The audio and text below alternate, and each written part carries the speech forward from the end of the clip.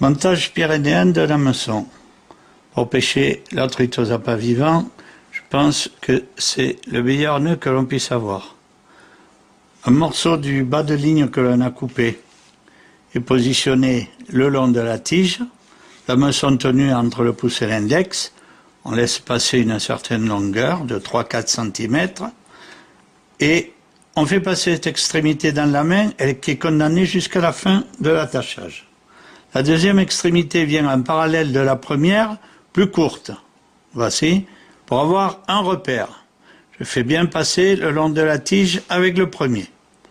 Ne devant pas prendre celui qui est dans la main, j'utilise celui qui est à l'extérieur, le plus court. C'est avec celui-là que je vais faire mes boucles autour en remontant vers la palette. Faites bien attention lorsque vous tournez. Si vous tirez trop, les deux extrémités, les deux morceaux de nylon qui dépassent au-dessus de la palette tourneront avec et vous n'attacherez pas.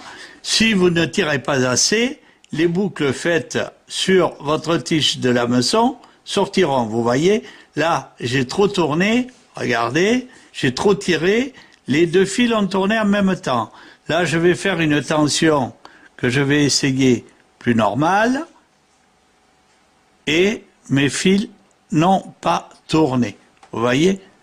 Là, maintenant, je tire bien, je le serre et je peux remonter tout doucement vers le haut de la palette en faisant mes boucles que je limite généralement à 5 ou à 6, ça suffit amplement. La bonne position des doigts du départ, je recouvre.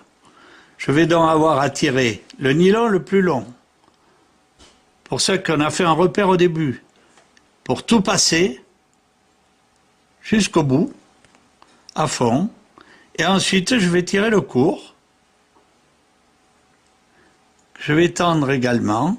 Et là, je vais avoir mon attache avec les deux nylons, comme vous voyez, vers le haut. Alors, suivant que je vais enfiler la remonter sur la palette, je vais couper mon nylon à peu près ici. Il m'aidera un peu à tenir le pas. Si je mets un appât épinglé, bien sûr, je le couperai plus court. Voilà l'attache de l'hameçon à la pyrénéenne.